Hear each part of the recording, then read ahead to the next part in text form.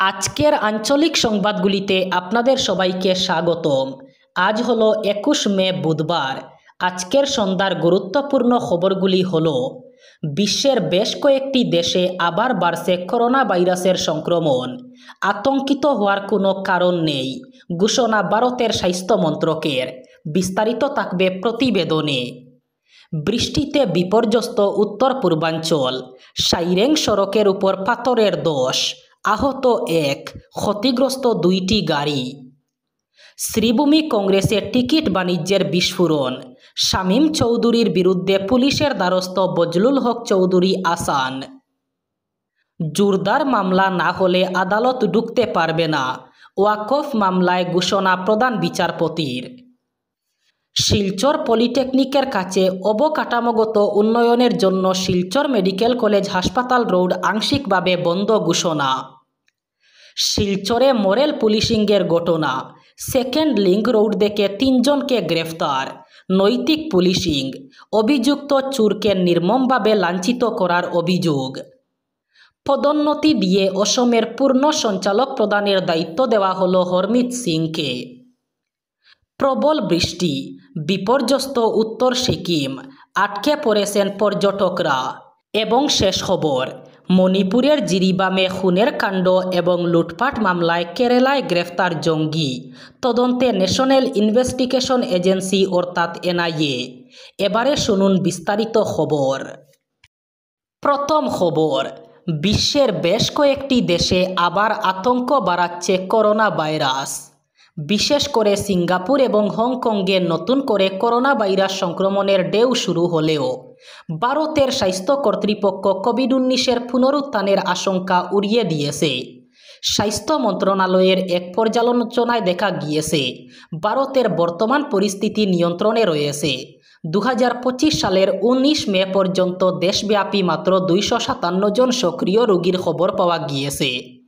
ভারতের শীর্ষস্থানীয় মহামারী বিশেষজ্ঞ ডক্টর রমন গঙ্গেখর সতর্কতা অবলম্বনের পরামর্শ দিয়েছেন। হাসপাতালে ভর্তি অথবা মৃত্যুর সংখ্যা লক্ষণীয়ভাবে বৃদ্ধি না পেলে আতঙ্কিত হওয়ার কোনো কারণ নেই। তিনি বলেন, কোভিড-19 মহামারী আকার ধারণ করেছে। বয়স্ক এবং রোগ প্রতিরোধ ক্ষমতা কম থাকা ব্যক্তিদের জন্য একমাত্র সতর্কতা হল কোভিড উপযুক্ত আচরণ অনুসরণ করা, যেমন হাতের পরিষ্কার পরিচ্ছন্নতা বজায় রাখা, মাস্ক পরা এবং জনাকীর্ণ স্থান এড়িয়ে চলা। ভারী বৃষ্টিপাতের কারণে দুর্যোগের মুখে পড়েছে উত্তর পূর্বাঞ্চলের বিভিন্ন রাজ্য। কোথাও কৃত্রিম বন্যা, আবার কোথাও ভূমিধস, বিচ্ছিন্ন হয়ে পড়েছে যাতায়াত ব্যবস্থাও। একইভাবে বৃষ্টিপাতের জন্য পাহাড় থেকে পাথর ধসে পড়ে মিজোরামের সাইরেং সড়ক বন্ধ হয়ে পড়েছে। আজ সকালে পাহাড় থেকে পাথর পড়ার ঘটনায় একজন চালক আহত হয়েছেন। 2টি গাড়িও ক্ষতিগ্রস্ত হয়েছে বলে সূত্রে জানা যায়। ঘটনাটি হাংবানা পেট্রোল পাম্পের কাছেই ঘটেছে। একটি এলপিজি বহনকারী ট্রাক চলার সময় পাথর ধসে পড়লে আটকে পড়ে ট্রাকটি। দ্রুত সরিয়ে নিতে চালক এবং খালাসি তৎপর হন। সীমান্ত জেলা শ্রীভূমির রাজনীতিতে নতুন বিস্ফোরণ, বরাক উপত্যকায় কংগ্রেসের অভ্যন্তরীণ গন্ধগোকুল এবার প্রকাশ্যে।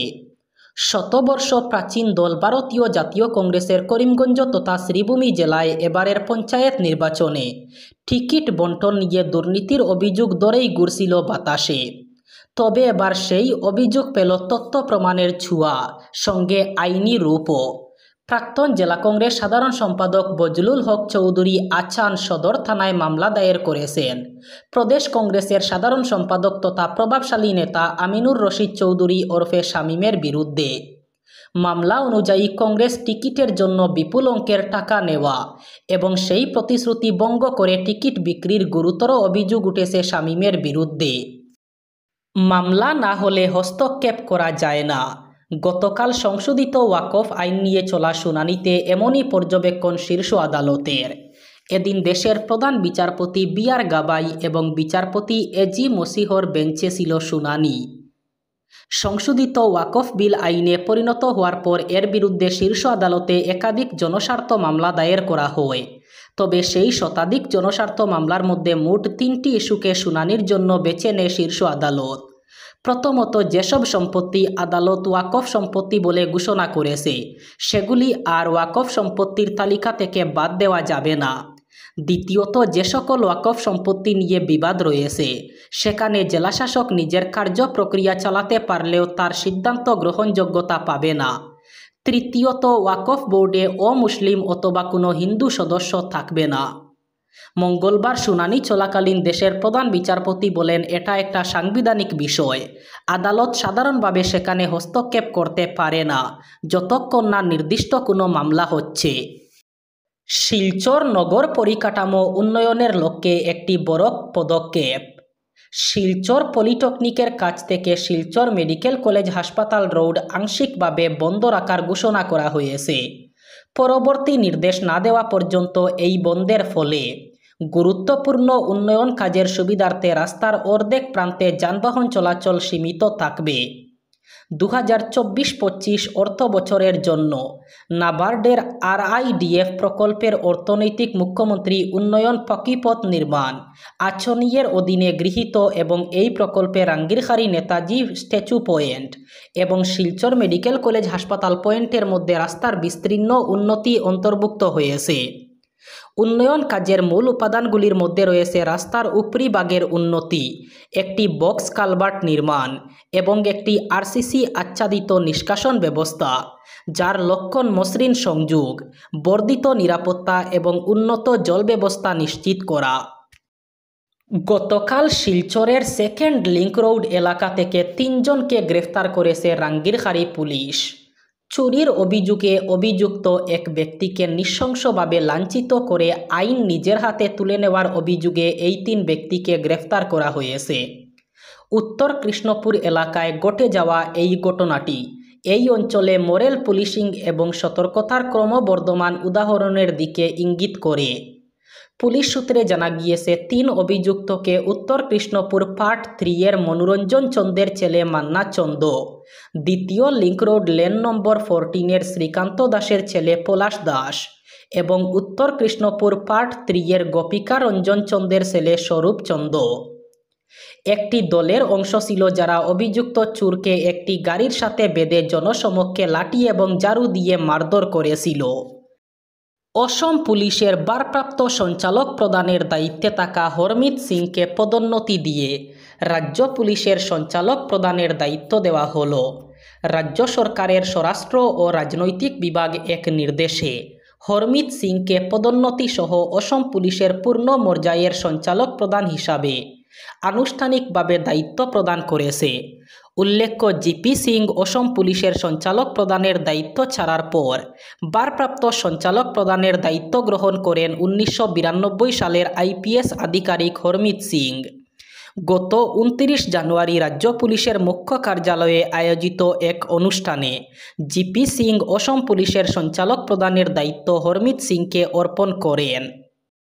বিপর্যস্ত উত্তর সিকিম, প্রবল বৃষ্টি এবং দোষের জেরে বন্ধ লাচেন এবং লাচুঙ্গের রাস্তা। জলের স্রোতে রাস্তার একটি বড় অংশ জলে ভেসে যাওয়ায় বিচ্ছিন্ন হয়ে পড়েছে সাংকালান এবং ফিডঙ্গের মধ্যে সরাসরি সংযোগ ব্যবস্থা। ফলে আটকে পড়েছেন বহু পর্যটক। গতকাল রাতে সাংকালান সেতুর কাছে আটকে পড়ে পর্যটকদের শতাধিক গাড়ি।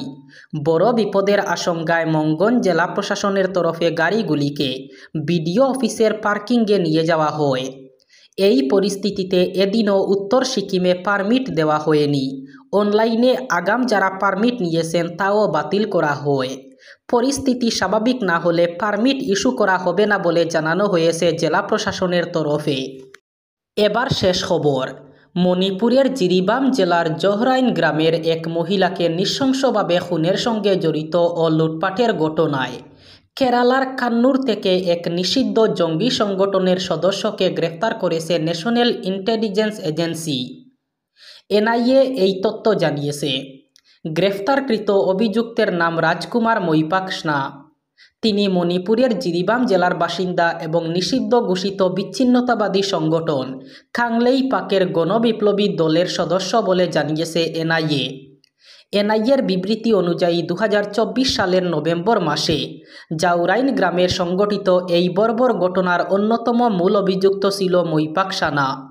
সেই ঘটনায় 31 বছর বয়সী আদিবাসী মহিলা জুসাং কিমকে তৃতীয় স্তরের অত্যাচার চালিয়ে পুড়িয়ে মারা হয় এবং একাধিক বাড়ি আগুন দিয়ে পুড়িয়ে দেওয়া ও লুটপাট করা হয়। এই ছিল আজকের সন্ধ্যার গুরুত্বপূর্ণ খবরগুলি। ভিডিওটি অবশ্যই লাইক করবেন এবং চ্যানেলটি সাবস্ক্রাইব করবেন।